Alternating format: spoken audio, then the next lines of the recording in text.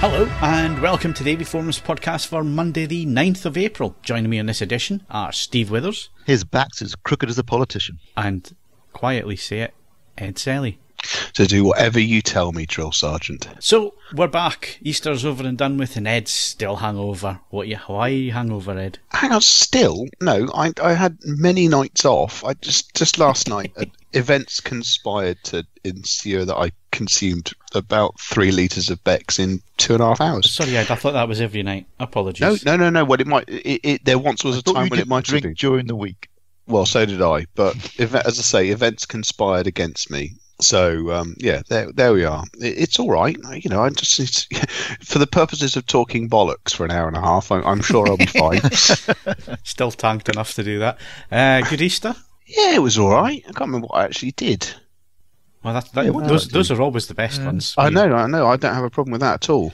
Well, my parents came over, which was nice, and I saw my brother, which was nice as well. I went to an all-you-can-eat Indian buffet, and that's never a bad thing. Yeah, that's about where we are. Good stuff, Steve. It was nice actually. I think on Sunday, Easter Sunday, I went up to Oxfordshire to see the White Horse up there, the Uffington White Horse, the Neolithic one, which is amazing because it looks like it looks like a piece of modern graphic design, but it's actually 3,000 years old.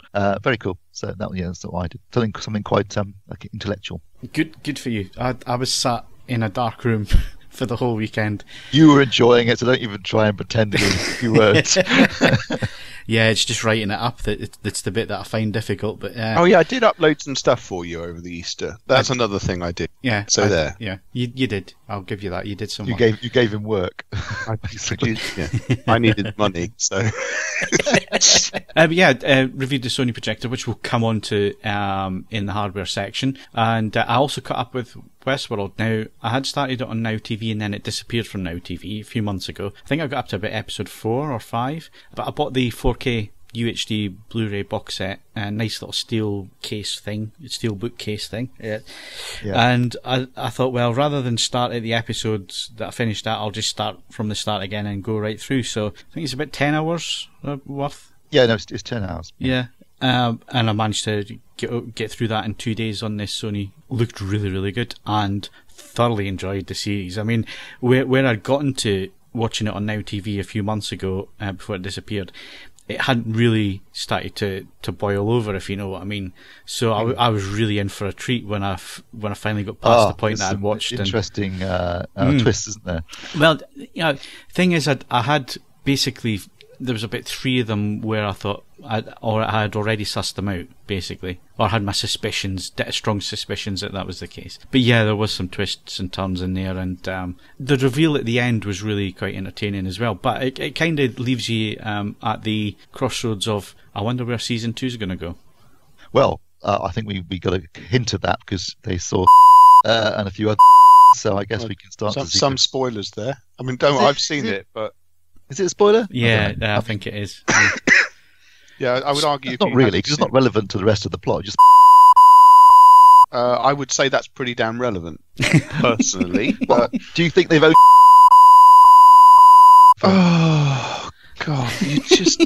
I just cut it. A combination of irritation and pedantry. There that really knows no bounds. Well, you see, the thing is now that people are not. I'm going to cut the little bit that he spoiled, but I'm going to leave the rest in, and now people will be wondering and thinking, bleep over it. Yeah, bleep over it. Sounds like some strange swear word. Yeah, that's what I'm going to do. So people they'll be in. Yeah, hang on. I mean, in a non-spoilery sense, for me, the moment where it's not a plot device that blew me away. In the first season, the moment when Anthony Hopkins says, "Turn the other cheek, boy," and that special effect with the face, just unbelievable.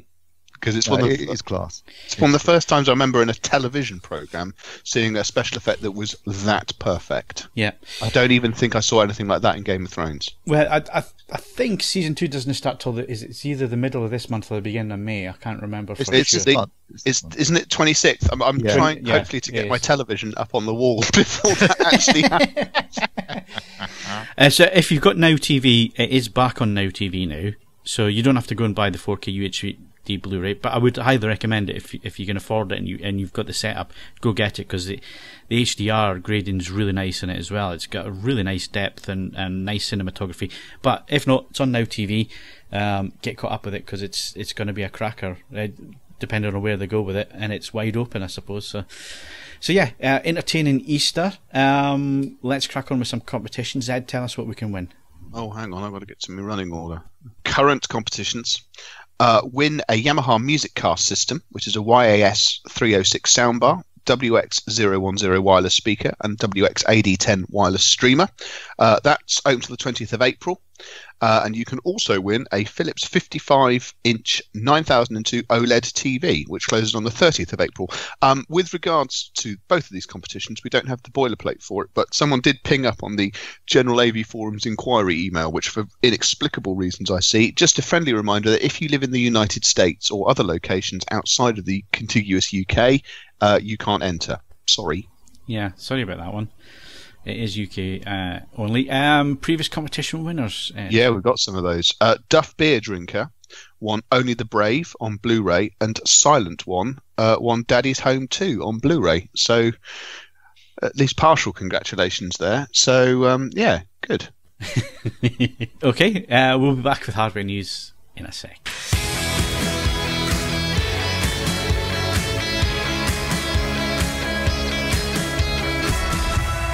So, cracking on with some hardware news and some sad news. This one kind of hit. We'd heard rumours on the grapevine at Bristol, yes. and we kind of suspected that things, because of there wasn't anything at CES, there wasn't any big push from the company, that something might be either be in the works or being discussed. And finally, it happened. So, Oppo have announced that they are pulling from AV and HiFi production, sticking with mobile phones, which, if you've never been to the Far East, you probably didn't realise that Oppo made mobile phones. Certainly it wasn't until I had my visit over there a few years back that I saw the Oppo name everywhere, and I'm thinking, oh, UHD Blu-ray player. No, it was all phones. None of the AV gear over there at all. Mobile phones, that's what they're known for in the Far East and China. And I guess this news, it kind of reminded me, although not as gigantic, of the Pioneer announcement when they decided that they were going to stop Kuro. It had that kind of enthusiast level of horror to it. And certainly I've lost my 205 already, has gone back to Oppo. Bloody hell, that was quick. Wasn't it? Seemingly, stock levels are significantly low, if not already sold out. Well, the interesting thing is that, the assumption you make is they either aren't selling enough players or they're not making enough money from them, which obviously was the case with Pioneer. They just weren't making money from the Kuros that they were selling. But in actual fact, Oppo were making money from their players and were selling a lot of them. They were selling them as fast as they could make them. They were apparently in the UK, they were selling up to 200 203s a month and 50 205s a month. And one of the problems they've got is they've obviously sold more 205s than they've actually physically got at the moment.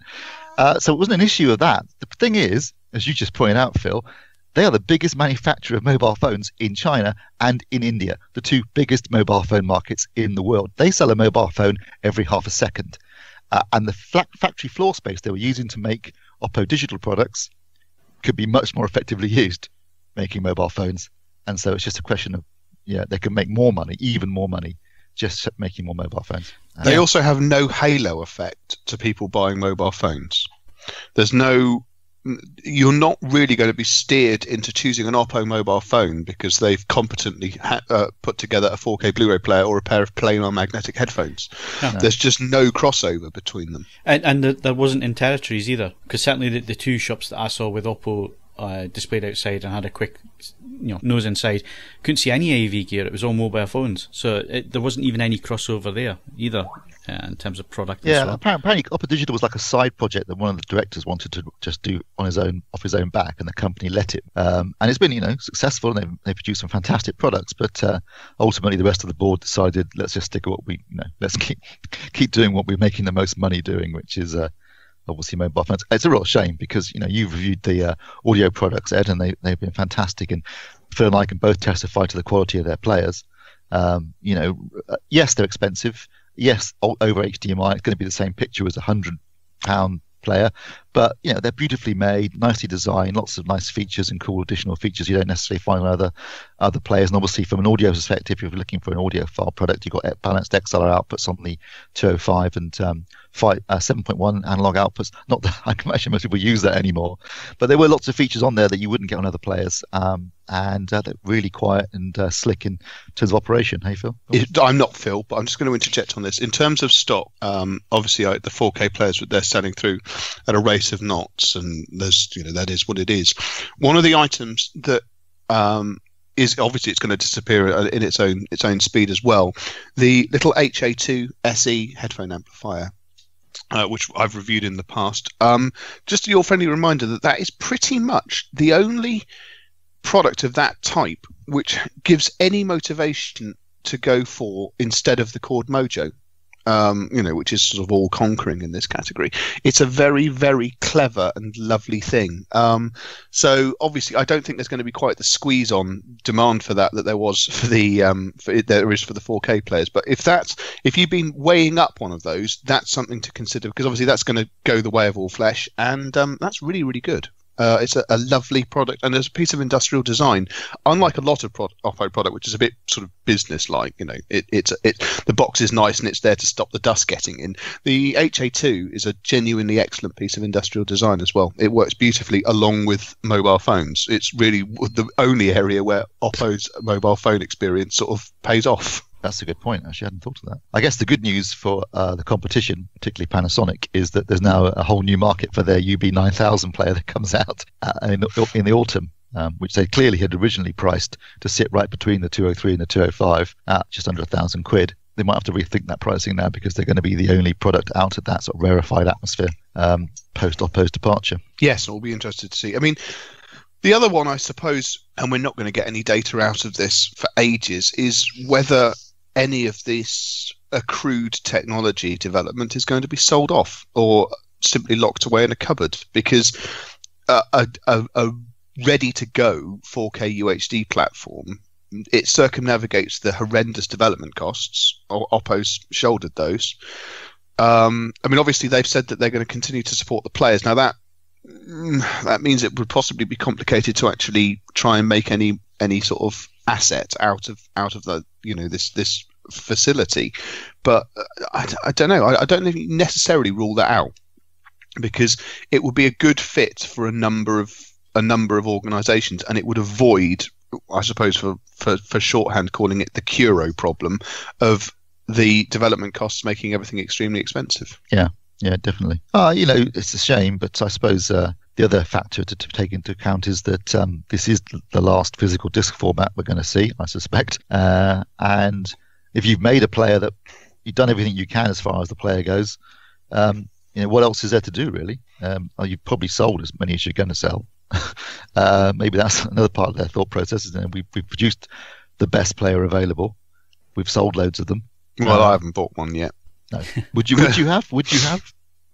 That's an interesting question. No, I wouldn't. No, personally. Probably not, because as you know, I have an audiophile streak a mile wide, but it's sufficiently significant that I retain two separate systems. So no, my 4K Blu-ray player, and I'm grudgingly acknowledging I'll have to get one, will be a bare bones unit. Yeah, probably made out of the sort of plastic that milk tray chocolates come in. And I won't be. That won't be the end of the world as far as I'm concerned. Don't get me wrong. Absolutely, in terms of build quality, in terms of old-fashioned AV-ness, which again Oppo played on when they went higher end than they did with their original players. For me, it was a beautiful looking thing. It worked really well. It's deadly silent in playback, which is one thing I really noticed when I changed back to the UB900 from Panasonic, was just how noisy the UB900 is in comparison to the lovely damped Oppo player. But the money that the 205 was, I wasn't going to take advantage of the analog $1.5 grand. Yeah.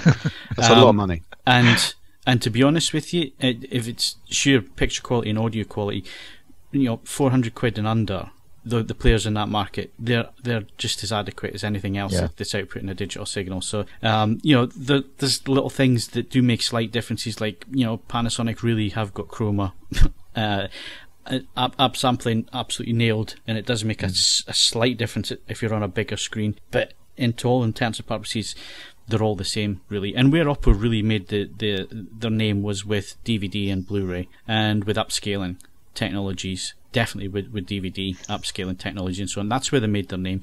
That's where they became popular with the enthusiast market and so on, and that disappeared as soon as 4K and Blu-ray came along, really. But that's not to say that they weren't selling them, because we've already gone through that point that they were selling them, they were making money, and they certainly didn't pull out of the market because they saw streaming coming along. If anything, they were giving the enthusiast market what they wanted, and I've read all sorts of hypotheses as to why they pulled out from certain areas of the AV market and other journalists and so on, and none of it rings true. It's what they've said is, we were making money and so on, but we could make far more money from mobile phones, and something had to give. There was nothing else really behind that decision, so there you go. It's business at the end of the day. I mean, another problem for the 203 and 205 is, as I understand it, they are excellent audio players, and they have a reasonably good UPnP streaming platform on them. They do. The thing is, obviously, I've been out of the game of AV receivers for a bit, as you know, and I've recently just turned in a review for an up-to-date 2018 model, and that comes with a UPnP streaming platform that makes a lot of two-channel products look pretty parochial. And so that was, if you were looking at it and thinking, well, it's an audiophile item, the problem is that there's a number of AV receivers that you would you'd be realistically considering at that sort of price bracket that had chewed off that other USP for Oppo. So I mean, it's an argument where, if this was my only system, I'd want a decent audio front end. Of course, I'd want a decent audio front end, but at the moment, that is, and to no one's greater surprise than my own, built into the AV receiver I'm using. It's a good point. Put that in your pipe and smoke. Thank you, Ed, for that enlightened analysis. So it is a shame that Oppo are pulling out the market. They've been a really good enthusiast brand for a number of years, and we thank them for that. Definitely. Thank you for being around. Thank you for doing things a little bit differently, and not the same as everybody else, and just churning things out at the cheapest possible price they could. Because if there's one thing that really annoys me at the minute, is this race to the bottom with everything at the minute. So it's nice to see companies come along and actually make a quality product, actually take some time and care over building it and putting it together and so on. So thanks Oppo, you will be missed. Are you going to play Thank You for the Days? I've got to say, as someone who in the past, it's not somewhat relevant now with 4K Blu-ray, but certainly with Blu-ray, I used to buy a lot of discs from the States, and quite often they'd be region A encoded, and Oppo delivered a player where you could literally just take the top off, plug in a little chip, and you'd have a multi-region player as well, which was always a nice little feature to have for those of us who didn't just buy discs from the UK. Yeah, absolutely. They'll be missed. They will be. So let's look at the future, shall we? Because it's got frickin' lasers. The future. Again. There seems to be a lot of lasers knocking around at the moment. Yeah, we're just missing the sharks to go with them, really. We'd have a complete set if we had the sharks. Right. Sony's VW760ES 4K laser projector. It landed with me last week. I had 6 days to do this review. I actually took 8 days to finally get it all done, and that's just to test inside and video in it and that kind of thing. Still got to put it all together, so it should be on the site this week that you're listening to the podcast. It should be there. So what did I think? Well, I'm not going to spoil the written review, because I'd like you to go and read it if I'm going to spend all that time putting it together. But basically, I mean, the big questions are going to be, how does it compare to the JVCs? Is it worth 15 grand? Is it really the future? So to quickly answer a few of those things, in terms of black levels, let's get that out of the way first of all. Compared to the Z1 from JVC, obviously I haven't tested it in this room, so there is that caveat, and I did see it on a big 300-inch screen, although we did reduce that size down to 100-inch during that demo. It was with JVC, it was with their engineers, and it was a pre-production unit that I saw before it had its firmware update. In comparison, the Sony is far better on that level.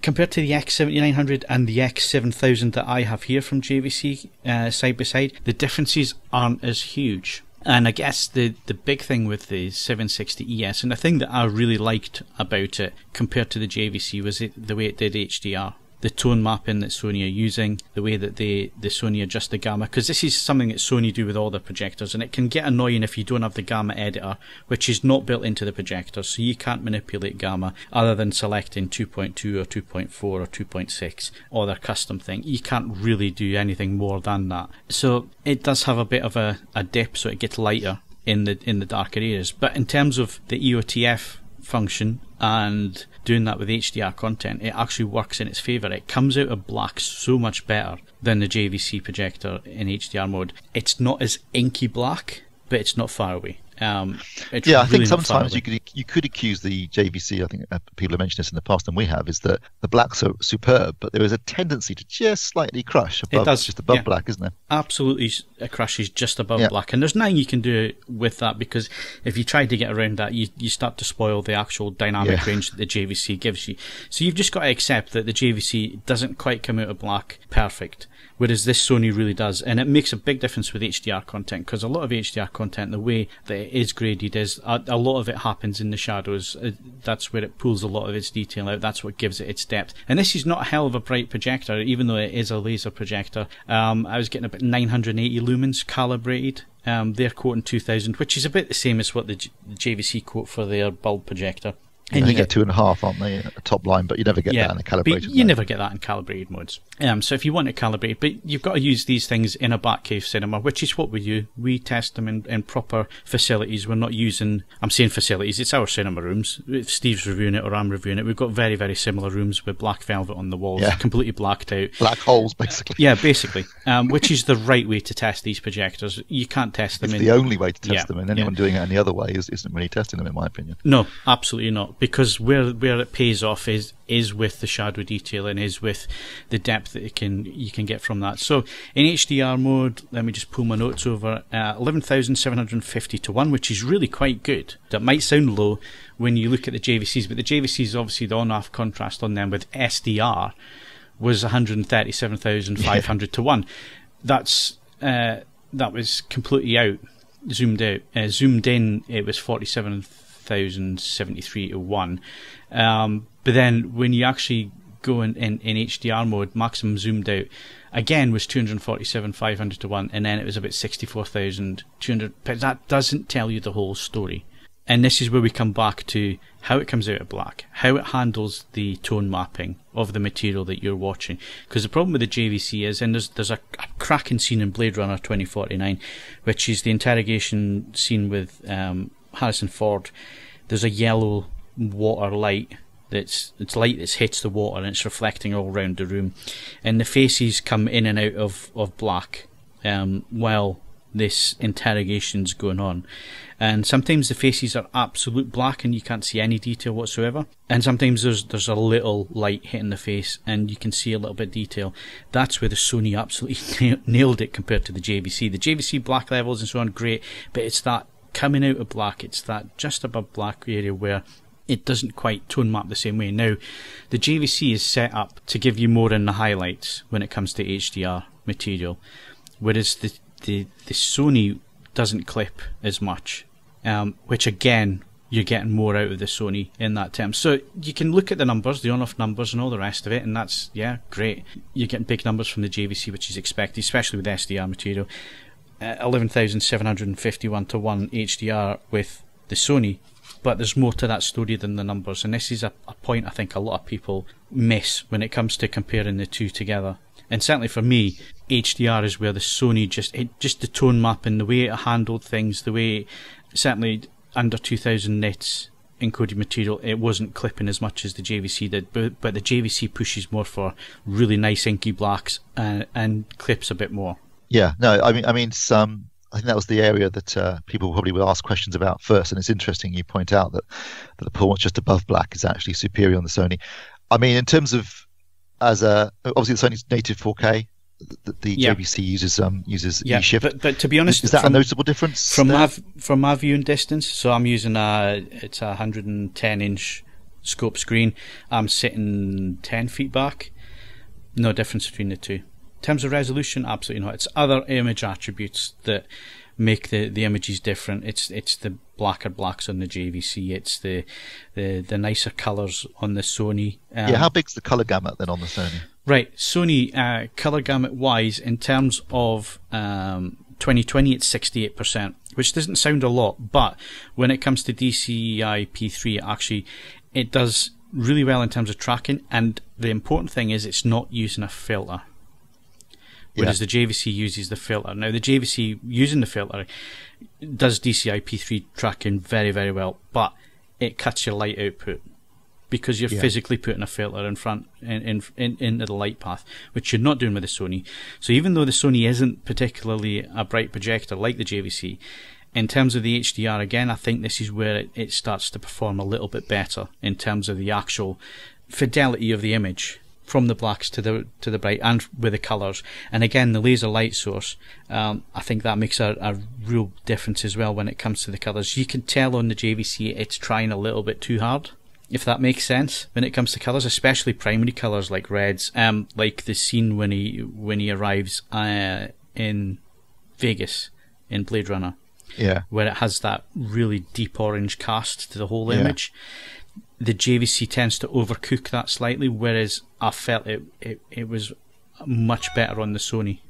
I bet the Sony, given its laser light source, should have much purer colours, I think. Yeah, absolutely. Than the JVC, yeah. Absolutely. That's where it makes a difference. So, is it worth the 15 grand is the other question that people That's a big question. And that, I'm afraid, comes down to you and your budget and what you're looking for. If it was me, and on the money that I have available to me personally, I couldn't afford one. I would like one, I just simply couldn't afford one.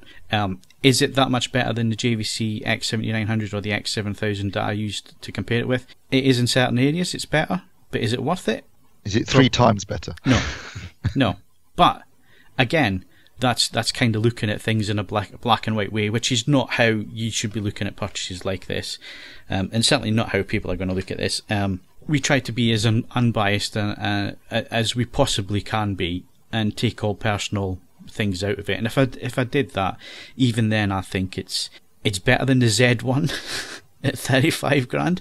Definitely. If you compare the two of them together, I would have the Sony, because there's no way that it's double the price for the JVC. There's no way it's worth that. It's more than double the price. There's no way that the Z1 is worth that, because they're so similar performance wise that it just doesn't make sense. Go for the Sony, absolutely. But then when you start comparing it to the cheaper JVCs, and then you start looking at a wider market than who can afford a 35 grand projector, then I suppose, is it worth stretching yourself? You're going to have to answer that question. We can't answer that for you. But I don't think, in terms of value for money, it would score a Best Buy. Absolutely not. If you look at it the other way, yes.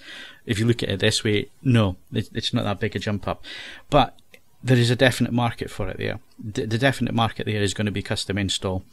They will sell a ton load of these to the custom install market.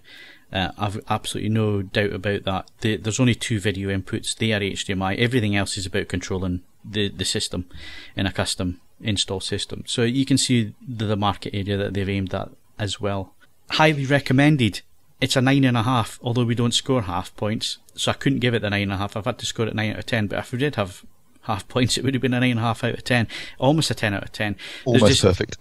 there's just a few things. It hasn't got that black level in. And to be honest with you, I'd probably choose the JVC over the Sony for SDR. When it came to HDR, I thought the Sony handled it slightly better. But the JVC is no slouch when it comes to HDR. And at the end of the day, HDR and projectors is still such a young market. There are no standards whatsoever. There's no guidelines as to how you should be tone mapping and so on for a projector. So the solutions that JVC and Sony have come up with are different. You know, the JVC pushes to give it to give it a bit more dynamics by clipping and a little bit of crushing in the blacks, whereas the Sony tries to give you a little bit more of everything and doesn't quite have the black levels. So it's a bit of a toughie. Come to HDR, I preferred the Sony, but I could live with the JVC. And you have to. Yeah, sadly, first world problem there. Yeah, sadly that is the case. Shame. I mean, I could sell the Mustang. No, I couldn't sell the Mustang. Yeah. It sounds like a cracking projector, though. I mean, like you say, if I had the money, I don't. but if I did, I'd certainly be considering it. But, yeah, absolutely. And I think if HDR is a big thing for you, if 4K UHD Blu-ray is how you're going to consume most of your content, it makes a lot of sense, the Sony, and I thoroughly enjoyed my time with it. It's the first product in a long time, probably since the first sort of HD1 JVC projector, where I thought, now this is really, really something different. And I think the laser light source makes a big difference, and I'm dying to see JVC do that with their machines. Hopefully it wouldn't kill what they're known for, which is the black levels, by doing that.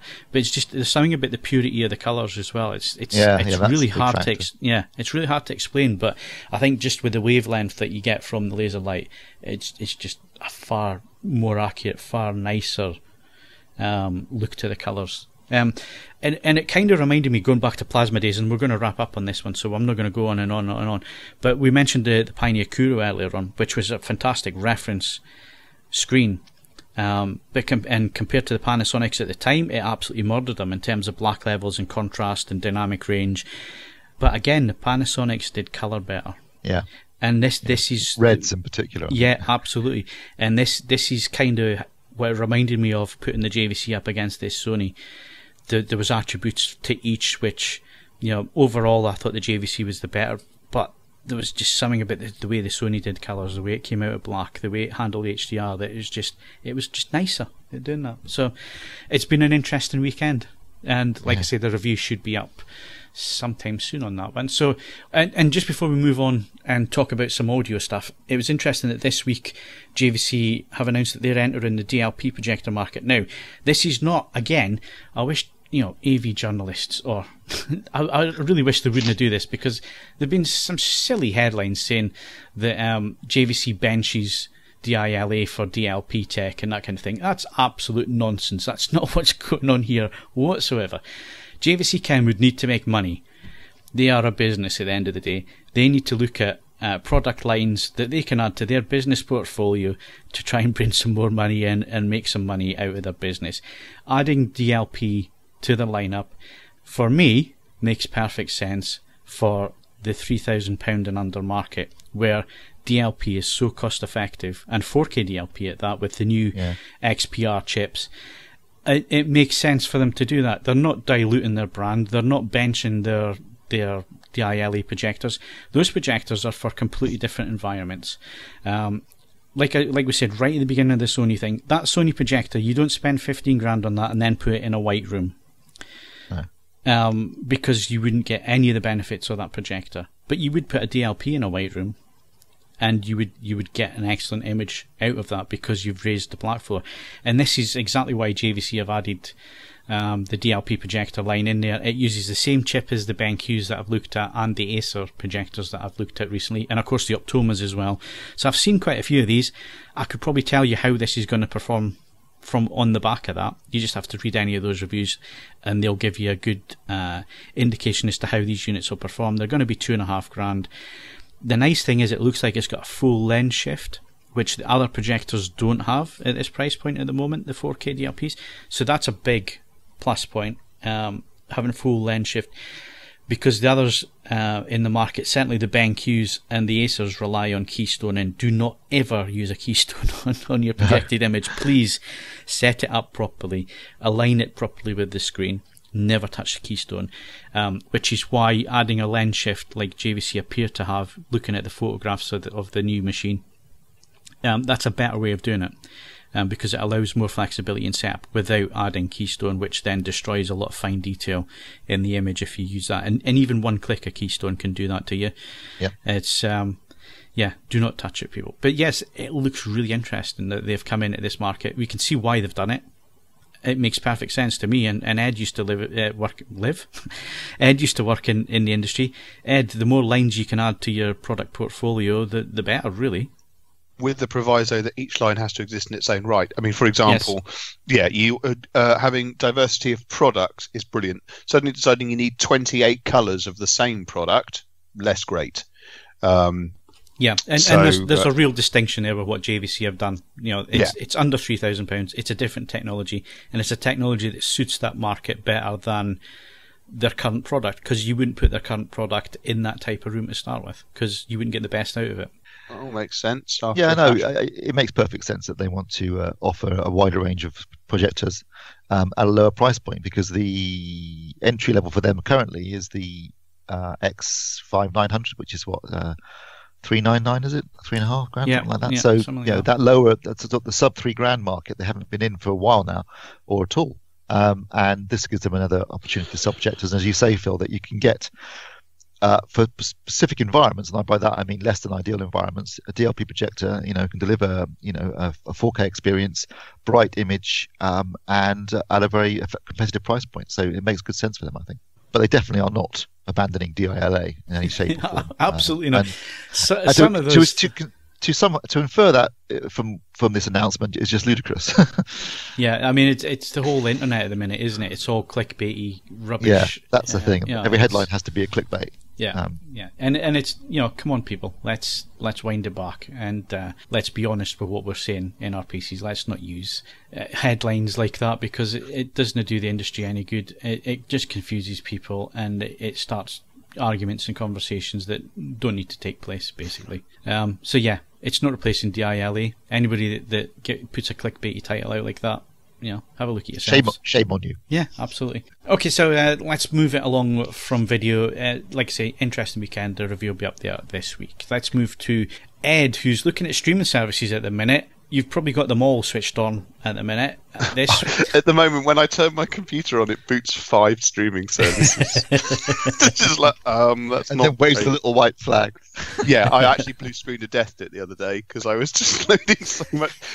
I had to actually go back in and say, right, certain programs are not to try and boot at startup, because my computer was like, why?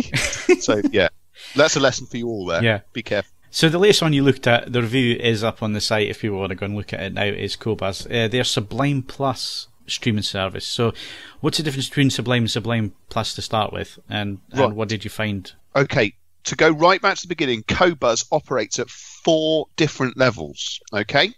And these range from a tenner a month, which gives you a Spotify rival of a compressed music service accessible via web portal, desktop portal, and mobile devices.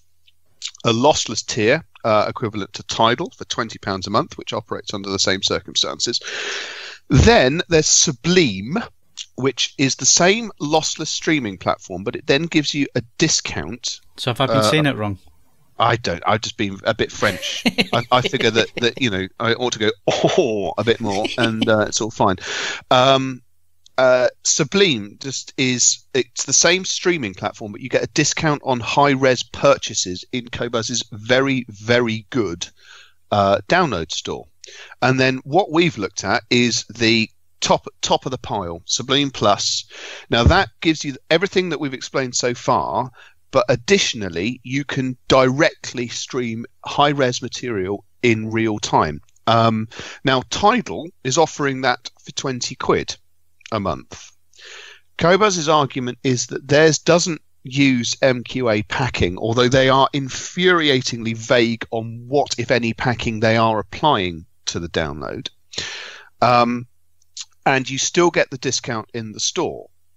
But whereas the first 2 tiers of Qobuz are payable monthly, these 2 Sublime tiers, they are an annual subscription. And there's no getting around it. Sublime Plus is £350 a year, payable up front. And the review is up, so I can, you can feel free to potter through it. But even though there's more tiers of Qobuz than there is any other streaming service, I think I need another one, because with the best will in the world, I don't think I'm going to buy very much high-res material, even at a saving over the standard cost price. I want to be able to access the high-res material, and I don't want the discount against the download. So I want money shaved off for that specific tier that for me would be the king of all streaming platforms, because everything else about Qobuz, when it started, it was There's no getting around it. It was very French. It had been skinned in English, but the moment that you went vaguely off piece and tried to adjust something in the settings menu, it was back to GCSE French to see what on earth you were actually doing. And they've sorted all of that. There are certain parts of the desktop app in particular which are better than anything else I've experienced from any other streaming service. But I just don't. £350 a year in one hit is a lot of money. And my finances look pretty grim at the moment. I mean, admittedly, that's because there's a enormous LG box in my hallway, but it's not necessarily the way that it's almost perfect, but I just don't need the ability to have cheap high-res downloads. I'd accept that if there was something I really, really wanted, yeah, I'd pay full price for it. All I would say is if you are a classical and jazz fan in particular, Qobuz's high-res content is untouchable in terms of what you can directly access. And they do have a lot of high res across all of the genres, but they are specifically excellent in those two fields, and it does work exceptionally well across every device that I've tested it on. It's unusual. I mean, obviously, I've made mention to this in the past. The Yamaha AD10, which you can win in the competition, supports every single streaming service so far that I've reviewed, and then that's now been backed up by two totally different NAD products have turned up, and their Blue OS system supports absolutely everything. And I think with a number of these streaming services, in part, your decision is going to be shaped by what equipment that you own and what it natively supports. I mean, that's why Spotify has achieved such dominance, because Spotify Connect is so widespread. But a number of these streaming services, Qobuz and D-ila in particular, seem to be a bit slow on the uptake of understanding that if you went to the effort of getting a manufacturer to have your thing supported natively, that's a captive audience of people that will most likely go for that. And it's good to see that they're finally starting to close up with Tidal in terms of their support. I mean, Spotify still miles out in the distance. So they're a different case altogether. But they're finally making some progress. And the integration of both of these streaming services on both Yamaha's implementation and NAD's implementation is top-notch. Really very impressive indeed. Yeah, I have to say, if I want to listen to music and actually sit down and listen to music, I am using Tidal in the cinema room through the Yamaha. But the rest of the time, when I'm streaming music, it's background music, it's stuff there while I'm doing other things, whether that be in the car, whether that be sat at the computer writing or whatever. And I'm using Spotify for that. So I'm using two services. But Spotify, it fits me because I can use it in the car, I can use it with Apple CarPlay, I use it at my desk, I can have it running on the AV amp as well, and I can switch between the rooms, that kind of thing. It answers that for me. But like I say, if I want to sit down and actually listen to music, I'm using the masters on Tidal for that. The other thing I suppose it's worth pointing out, because this is a subjective thing, but I suspect it might matter to some people. If you are still in a point in your music existence where you are actively searching out new music to listen to, and you are finding that streaming services, you're currently using a service like Spotify or Tidal, which I feel do genuinely make an effort to try and introduce you to new things. Qobuz is less effective in that regard. Qobuz, it will bring up all albums released this week and so on and so forth, and it has got curated content, but it's not anything like as dynamic about trying to introduce you to things that it feels you'll like via algorithm. You have to be, if you're going to make great use of Qobuz, you're either going to be getting access to new music via other means, or you've decided that you've listened to everything that you're ever going to want to listen to and you're just going to try that again, which I personally think is a terribly sad position to be in, but I appreciate that is a position that many people seem to get into, often as early as their early 30s, and just that would drive me spare. But that's where you are in terms of being introduced to new stuff. I don't feel Qobuz is as strong as Tidal or Spotify, but equally it delivers what it delivers in an exceptional way. I find Spotify frightening, just how well it knows me and my musical tastes, and I love Discover Weekly.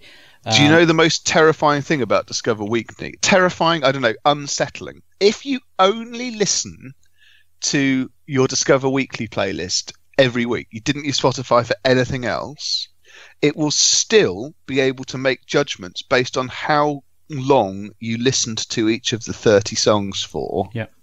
And do it based on that, and whether you click through to see about the artist and what other albums they've got, and it will still then extrapolate a completely different playlist for next week. Yeah, which is just bonkers. Yeah, it's fantastic, and when it comes to playlists, Tidal for me is it's still one of the best created music services out there. It's fantastic, but I've got to say the best music advice I get for new music and so on, because I think you kind of know how I work, is from you. Well, that's nice of you to say. I've not been listening to as much.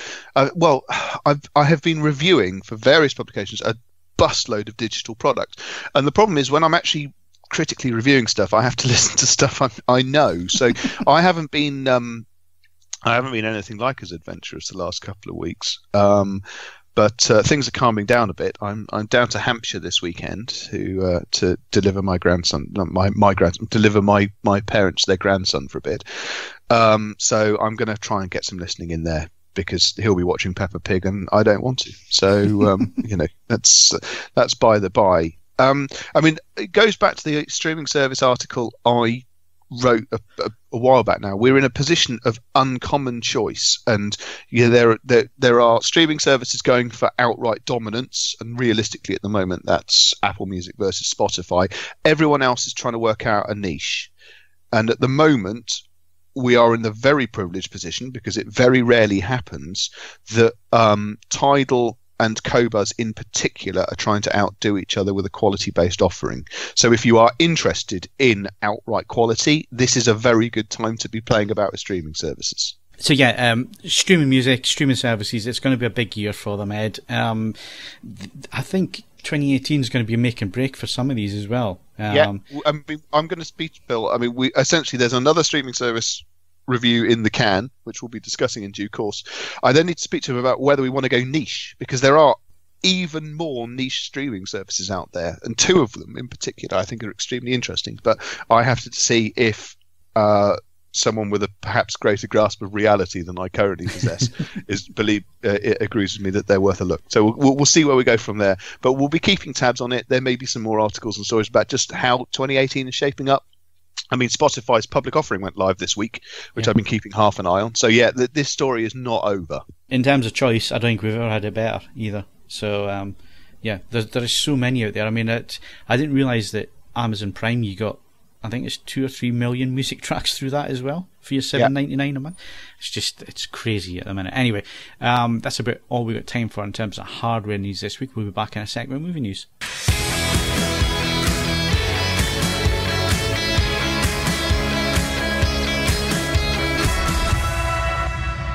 So, moving on to movie news, and we were off, obviously, last week over the Easter break, but I did get to the cinema. I finally got to the cinema, and I made the mistake of going to the cinema and then having a Five Guys. You never learn, do you? No. But then I was thinking to myself, I'm always going to do that, Steve. And in terms of where I am with the diet and the lifestyle change and all the rest of it, I'm just going to have to factor in moderation, that now and again I am going to have a burger. How was your weigh in at Fat Club this week? 8.5 pounds. So there you go. It's been worked into your lifestyle. It hasn't derailed it. No, I maintained this week, so I didn't lose anything. But again, I didn't put anything on. So the fact that I did do that, and it was Easter weekend, and I did eat out at the Pony Club on Tuesday night as well, I thought that factored in quite well. So nicely done. And I'm always going to do that. I'm always going to treat myself now and again, and I think you'd be silly not to. So sometimes you factor it in. So I mean, you can change the nature of the treat. To be clear on this, I mean, have you tried heroin? It's extremely moreish. No, and you will lose weight. Guaranteed. You will lose weight. Yeah. smoke it. I mean, that's, and actually you could get yourself a really stylish opium pipe like they used to in Hong Kong in the late 19th century. And I think I mean, actually that would be pretty cool. You could hipster opium. Oh, that's a whole extra possibility thing there. I need to stress I'm not immediately off to try it, but let's. You could What film did you go and see, Phil? Thanks, Steve. Thanks for rescuing that. I don't think it's any secret there's Ready Player One, and I'm desperate to go and see it again. I absolutely loved it. I can understand why millennials don't like it. I can understand why it's very Spielberg. It's over the top. It lives on the fact that it is what it is in terms of looking back at the 80s and being nostalgic for being nostalgic. But I adored it. I absolutely loved it because there was a semblance of a script there. The dialogue wasn't too cheesy. The acting was particularly good. And in terms of blockbusterness, I thought it kept me enthralled and I wanted more, which I think is something I haven't really had from movies recently. I mean, and the other thing was it wasn't a bloody Marvel film, and it didn't try to be a Marvel film, which other films or other franchises are trying to do, and it was a breath of fresh air for that as well. I thoroughly enjoyed it. It's not going to win Oscars. It's not going to get praise from many critics. Although I did see that Kermode liked it, and I'm surprised at that because he never goes for the big blockbuster films, but he really enjoyed it as well. So I think if you're of a certain age, and I think if you were born in the 70s, of our age group, isn't it? So nostalgia kicks in, I think. Yeah, absolutely. I'm a child of the 80s. That's where it rang true with me. I liked the fact that the guy that invented the thing was our age as well, and I guess that played to me and brought me into the story because I could relate to what was going on, because it wasn't that far removed from where we are at the minute. Not at all. Not at all. I mean, as a virtual reality gamer, someone who's a big fan of virtual reality gaming, they really captured what it's like to be in a virtual world and then come out of it and be back in the real world, and they layered in plenty of. They did some good world building in terms of layering in how the Oasis works and how you access it, and the way that it's evolved to be so important that there's even a whole currency based around it. I mean, you've got that thing now with Bitcoin, and so look at the internet and just apply that to virtual reality, and you're there, and it's not too far removed. And the thing is that the bad guy wasn't a comic book bad guy in any way. He was actually, was he the bad guy? Because basically he was working for his shareholders who wanted access to this thing. Some of his methods may be frowned upon it. Yeah. Sorry, Phil. Yeah, but again, in terms of a movie bad guy, it wasn't, over the top comic book, we're going to destroy the planet or destroy this city or whatever. It was, you had the action and everything else, and I think because it was in a virtual world, it was more believable. It was easier to enjoy the fact that Godzilla turns up and, the Iron Giant's cool there, and it was refreshing in that way and thoroughly enjoyable. But I get why people didn't enjoy it as well, though, because it does rely heavily on the nostalgia side of things. And certainly there was a lot of things in there that I missed because I was maybe a gamer in the early 80s when Atari was around and that kind of thing. But after that, I've had no interest in games. So there was a lot of references, I think, there to gaming and games which probably went way over my head. But the film references, and in particular, one of the film references right in the middle of the film, it's a film within a film.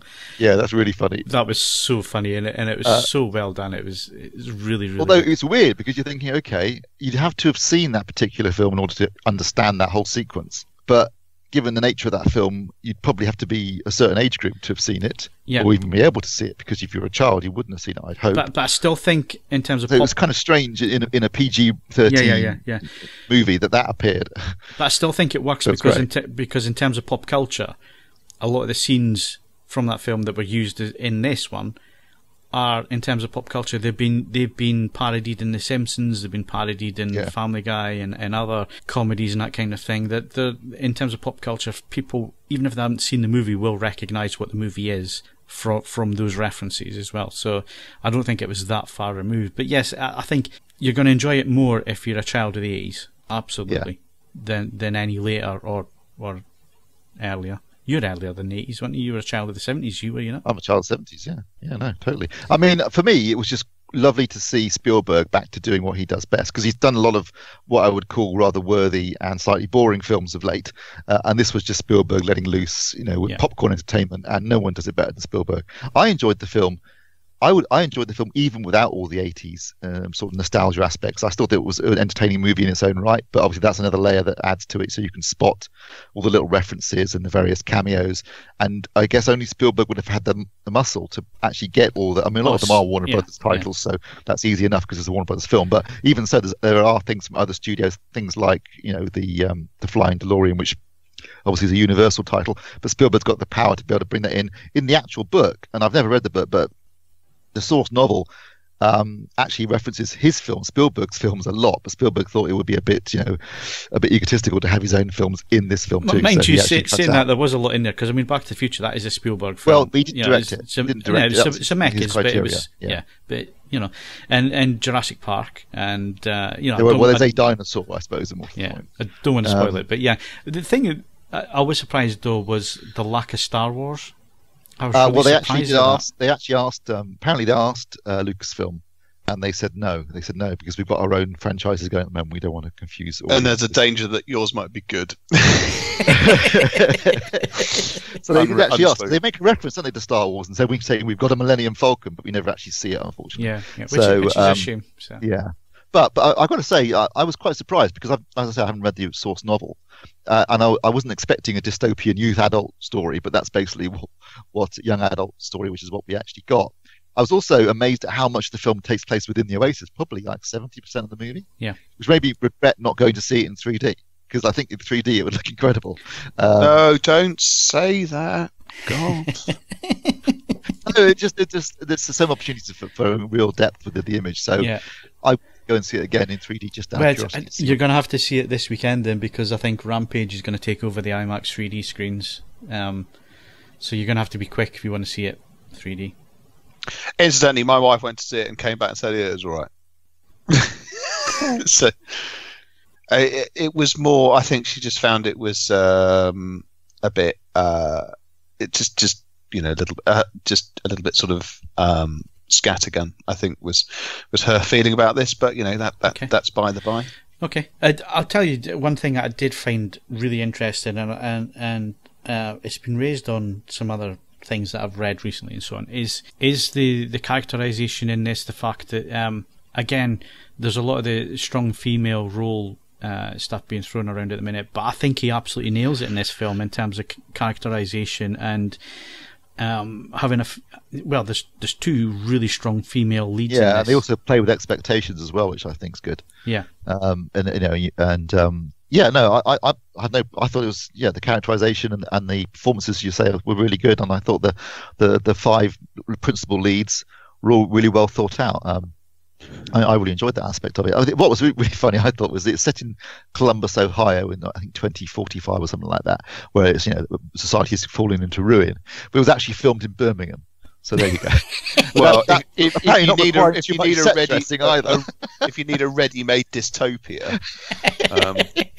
I apologise to residents of Birmingham, but every time I've come anywhere near your city, I've got horrendously lost, and I end up looking at something which either looks like the set of Stalingrad or worse. So every now and again, people will show me a photo of something which ostensibly looks quite nice and go, "Oh, that's Birmingham," and I think it's just a cruel joke being played on everyone else because I've never seen it. Yeah, I'll tell you what. I was driving to Pony Club on Tuesday night, and obviously it's Hartlepool, but you can see Middlesbrough in the distance, and Middlesbrough gets more and more Blade Runner like every time I see it. It's you can see where Ridley Scott got his inspiration for the original when you look at that from a distance as well. When you look at a bit more rain, a few less flying cars. Yeah. Right, so Ready Player One, if you haven't seen it yet, highly recommended from us. Go see it. Ed's wife thought, okay. Take from that what you will. Films opening this Friday, so I mentioned Rampage. Steve. You mentioned Rampage, yeah. The new Dwayne "The Rock" Johnson movie. I'd say right now that The Rock is the only viable film star in the world. He can open a film on his own. I would expect this to do good business. It's an adaptation of the video game, but you've got giant monsters, The Rock, and a giant ape. I'm there. It sounds good so far. Get the baby lotion out. Yeah, no, I mean, I love, I think he's a fun guy. He makes entertaining films. I watched Jumanji again this week. Thoroughly enjoyed it. I've got to say, I love Jumanji. I'm going to pick it up. It is really, really good. Surprisingly, when you're watching Jumanji, you think, actually, you know what? The Rock really can act, because he's playing a nerd in The Rock's body, and he does it really well. So I'm looking forward to Rampage. It's going to be dumb fun, but if you've seen San Andreas or the new film we've got coming out towards the end of this year, Skyscraper, also looks like big dumb fun. I'm up for it. So if you were looking for an entertaining 2 hours at the flicks without any, just check your brain in at the door and enjoy yourself, I'm suspecting Rampage will probably fit the bill nicely. Other films coming out this week, we've got You, Me and Him, which is about two lesbians who basically get involved with the guy because they want to have a baby, and they need someone to father the child for them, played by David Tennant. I think that's a comedy. I haven't seen it myself. I hope it's a comedy. We've also got The Titan. I've seen the trailer for this. Actually, it's one of those films at this time is at the cinema in the UK, but came out on Netflix at the end of March in the US. But looks interesting. It's basically the Earth's dying and they need to colonize Titan. I think they could find easier plans to colonize in Titan, but anyway. But in order to do that, they have to physically change human beings, genetically, to live on Titan, and things go wrong. And it's basically sort of a thriller, sci-fi thriller. Looks quite good fun. I'm interested in that one. And also there's Truth or Dare, which is a horror film where kids are playing Truth or Dare, and then there's something or someone starts killing the kids who don't do the dares properly, or lie in the game. So that's what's coming out this week. But I guess the big film is obviously Rampage. Yeah, I think I might even have a double bill day, and I'll go and see Ready Player One again, and then go and see Rampage. I think that would be a great day at the cinema, and I'll have my Ben and Jerry's. Something everyone's a winner. Yeah. Well, it's either the Ben and Jerry's or the Five Guys. I can't have both. That's the only thing. Well, you could do, but you might die. In moderation, Steve. In moderation. Right. Where were we? Disc releases this week. Star Wars: The Last Jedi. Yeah, whatever. And what else is coming out? Yeah, we got Star Wars: The Last Jedi on a 4K disc, Blu-ray, and 3D Blu-ray. I actually watched it again last night. And it looks, as a disc, it looks and sounds fantastic. As a 4K DI, it looks superb. Sound design is amazing. Dolby Atmos, Dolby Digital as well. Sorry, Dolby Vision as well. And the documentary actually is very good, and the commentary track is interesting to get Rian Johnson's interpretation of the Force, which I have less of an issue with the second time around once he's explained it a bit better. It's still not a good film. It's still got a rubbish plot. It still doesn't make a lot of sense. And something occurred to me watching it a second time. I thought, at the end of Force Awakens, Rey goes and meets Luke, and Luke's there in his Jedi outfit. Immediately after that she meets him in the Force, The Last Jedi, he goes and changes. And then after that wears the same clothes for the rest of the film, raising the question, why was he wearing his Jedi outfit then? Did he know she was coming? Was he just fancied trying it on for the day? I mean, it doesn't make any sense, like a lot of the film, unfortunately. And unfortunately with films as well, is you can't sit and watch the documentary and watch it a second time and then get it. It has to work first time around. No. It's still not a good plot. I still think it's a weak story, and there's lots of holes in the plot. And some of it just doesn't make much sense. And it's just clear that from Rian Johnson's perspective, I think he was basically told, and they say it in the film, kill the past, wipe the slate clean, let's just start again. And that's what he was told to do, and that's what he did. Whether you like it or not, at the end of the day, that's where we're left now. I've come to terms with it, Steve. Star Wars doesn't want me, Lucasfilm doesn't want me as a fan anymore. I'm happy with that. I've got my original trilogy there. If they release that in 4K... they gave us Rogue One last year, and the year before. And I love that. So I guess that was like the love letter to the original fans. Rogue One, wasn't it, really? And now they've moved on, and let's get on with the younger generation. Fair enough, I guess. Yeah. Fair enough. Give me Star Wars on 4K disc as originally made, and I'll be happy man. Yeah, that's what I was saying. I now realise that I am not the demographic that they're going for here, and I've got no problem with that now. I've got my originals, I've got my memories. They can do what they like with it. I'm at peace with it. You're at one with the Force. Also coming out this week on Blu-ray is The Disaster Artist, which is James Franco's film about Tommy Wiseau, who made what was generally regarded as one of the worst films of all time, called The Room. And this is the film about the making of that movie, and it stars James Franco as Tommy, and also it's got his brother Dave Franco in it, and Seth Rogen as well. And actually, I've got to say, it looked really funny. I haven't seen it, but it looked really funny in the trailers. I did fancy seeing it at the cinema, didn't get around to it at the time.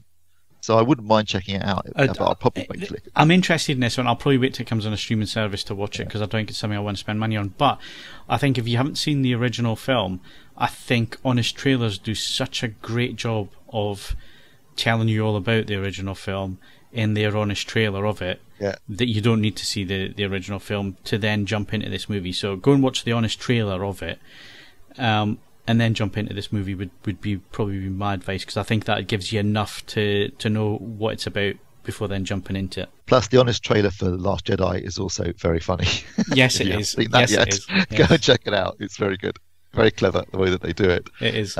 And true, I think, really true in terms of what they point out. Yeah. So, in terms of UHD Blu-ray, it's been a good, if you're into back catalogue stuff, Steve, it's been really good this year in terms of getting some big titles, big franchises out there. This year, else. It has a little bit.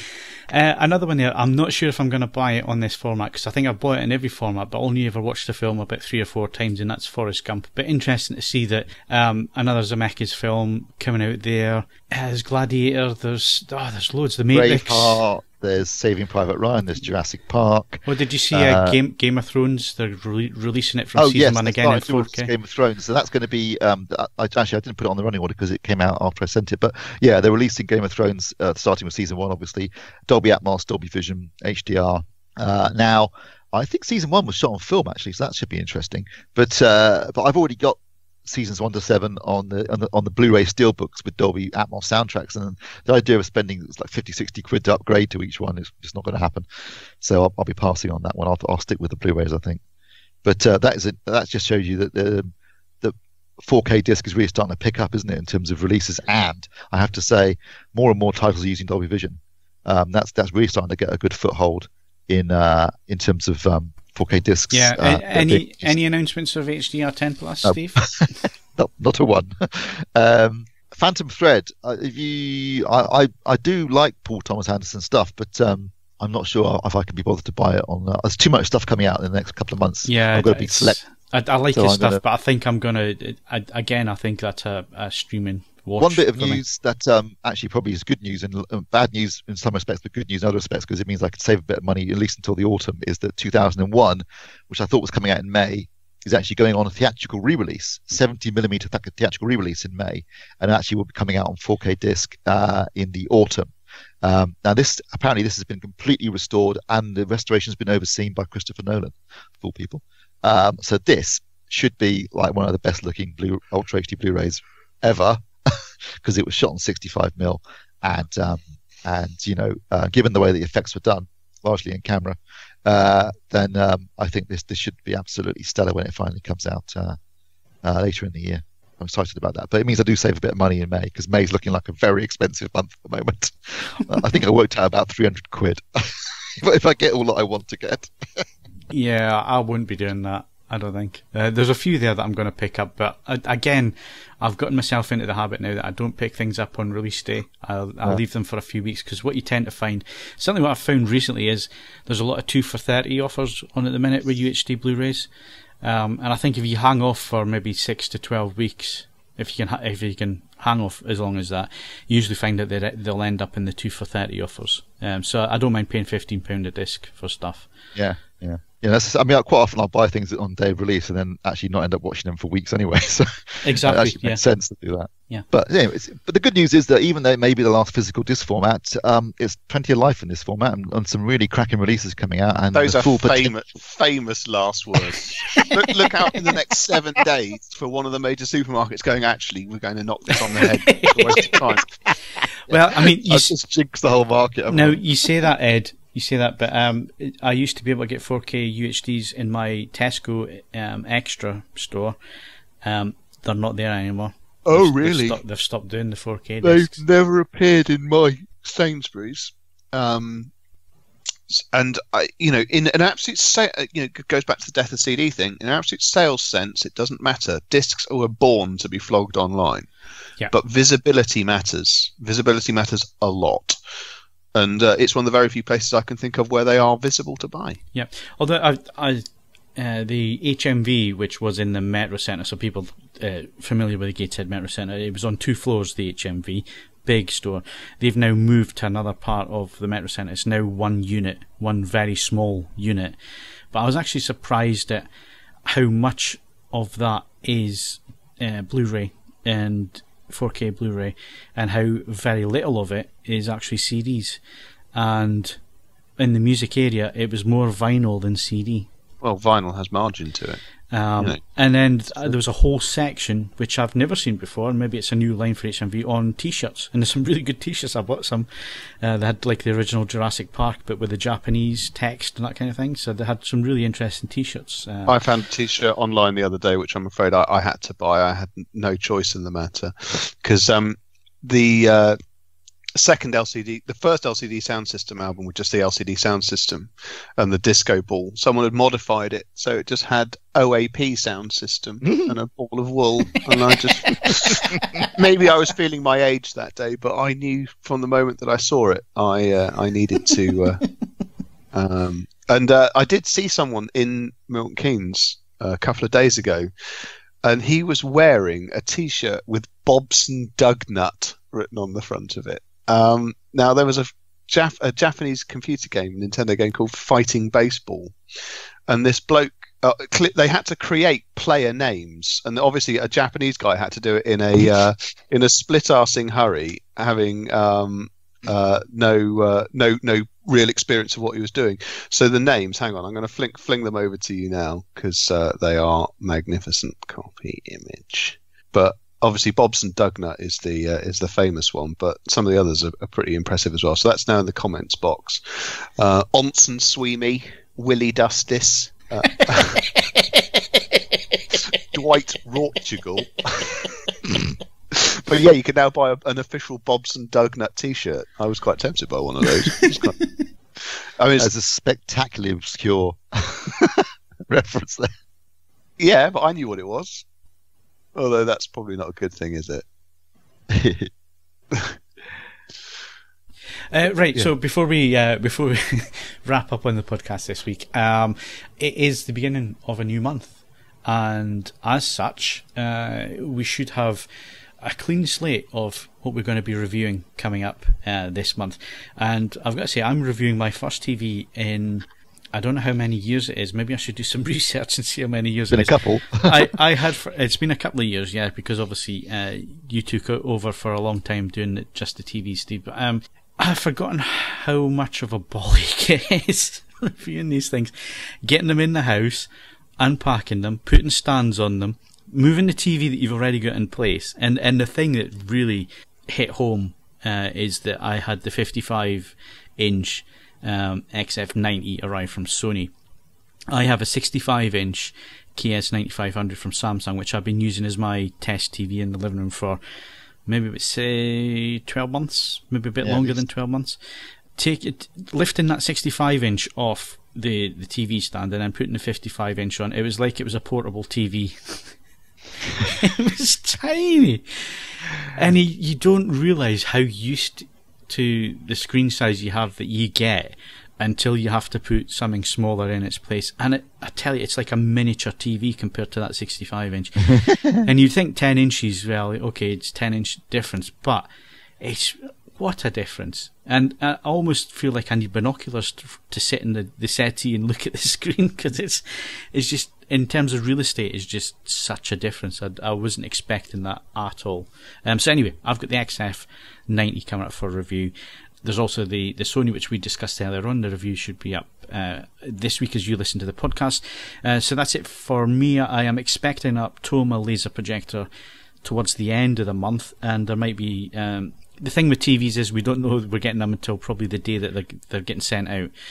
Would you say it was like a box of chocolates? You never know what you're going to get. Yeah, I think good reference there again. Yeah, I'm actually really quite interested to see how this performs, because I've only watched it for a couple of hours, and already I'm really impressed with it. It is an LED LCD TV, but the way that the full array local dimming works on it, Steve, it's really, really quite interesting. Yeah, and also the black frame insertion feature, I think it actually looked bloody good in terms of giving you really nice motion, but without creating that unpleasant soap opera effect. Yeah. Yeah, no, so, I have been impressed with it so far. And you've got a new TV in, so... I haven't got it yet, but it's coming, which is the Samsung Q9F-N, this year's Q9. Again, full array local backlight, unlike last year. I've seen some demos of this. It's looked bloody good in the demos, so I'm really looking forward to getting my hands on this and seeing where Samsung have taken QLED this year in terms of performance, because I think this year's going to be a quantum leap over last year, no pun intended. Because they've taken on board a lot of criticisms from last year's models, and I think this in particular, adding a full direct LED backlight, local dimming, of course, means that they can deliver the peak brightnesses with greater accuracy and not have those horrible sort of columns of light that they were getting on some of their TVs last year. So yeah, I'm looking forward to getting in it and seeing what changes they've made for this year and the improvements they've made, particularly using a full direct LED backlight and local dimming, of course. Also, just sent back the SVS PB4000 subwoofer, which was a absolute giant beast of a machine that required a forklift to get it in and out of the house. And I've just picked up the Focal Sib Evo 5.1. No, not sorry, I'll take that back. Focal Sib Evo Dolby Atmos speaker package, which I think has real potential for as a lifestyle product for people who want to add Dolby Atmos, proper 5.1.4 Dolby Atmos to their living rooms, but don't want necessarily to have too much in the way of products all over speakers all over the place. It's more lifestyle orientated, more about fitting in. This Sony TV needs that. I can see why they designed the feet the way they have on this XF90, because the onboard sound is shockingly bad. So it absolutely needs either a soundbar or something like the Sib Evo system adding to it to get the best out of the audio. I hadn't realised just how lucky or how good the Samsung that it replaced was in terms of onboard audio. It is shockingly bad.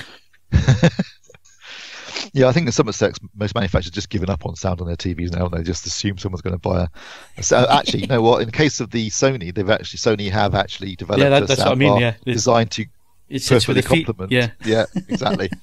They mostly thought, whatever, just do that. Yeah. And also, hopefully, you're going to have some more subs in later in the month.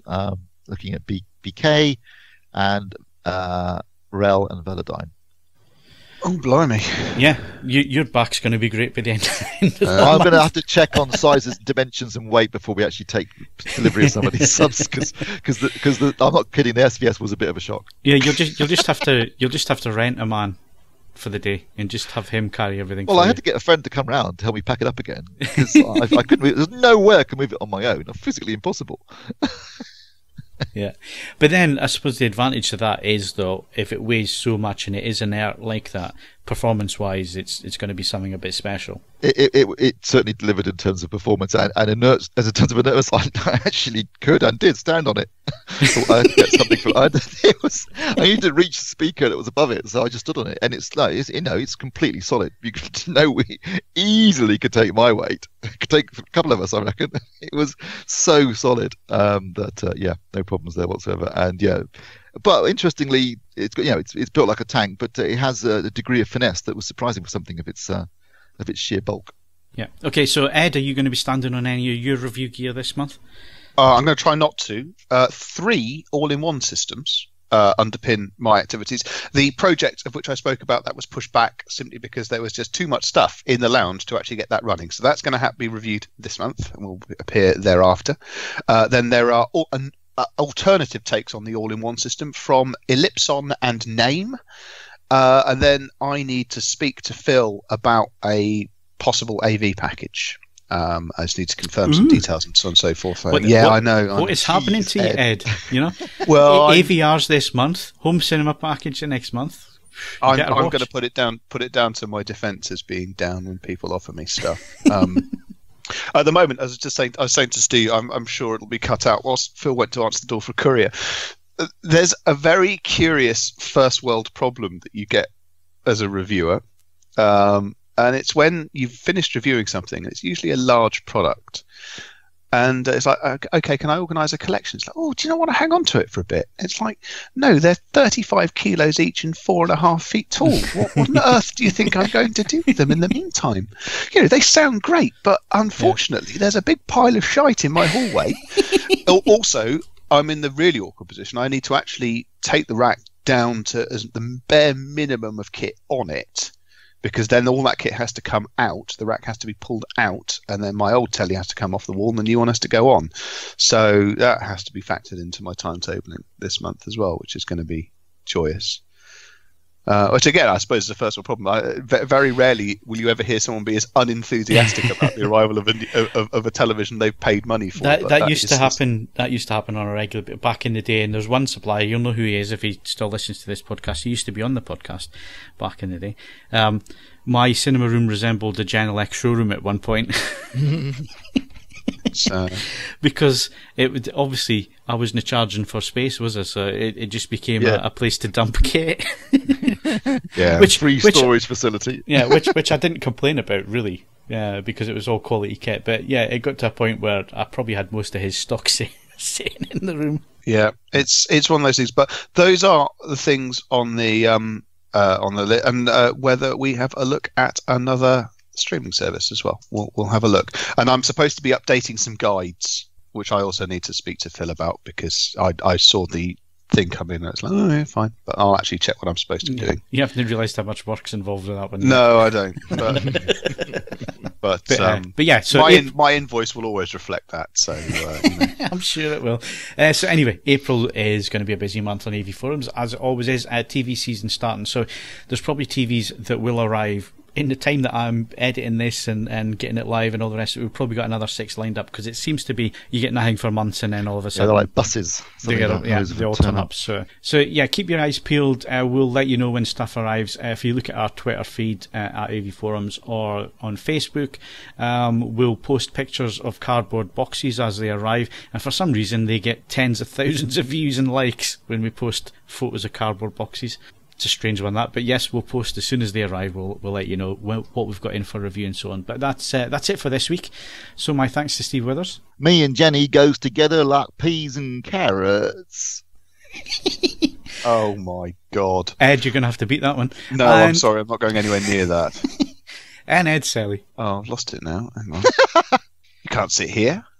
Is that it? Okay, that's it. I'm sorry. That's disappointing. I did point out to you that I am not at my best today. I'm not going to adopt an appalling deep South accent. I'm going to finish this podcast. I'm going to consider the possibility of getting dressed. Although I'm glad you didn't say you're going to keep your dignity, because that would a long time ago.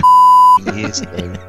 Right, anyway, you can follow us on Twitter and Facebook, bookmark AV Forums for latest reviews, news and videos, and of course leave us a 5-star rating on iTunes, but only if you enjoyed the show. I'm Phil Hinton, thank you very much for listening, and we'll see you again next week.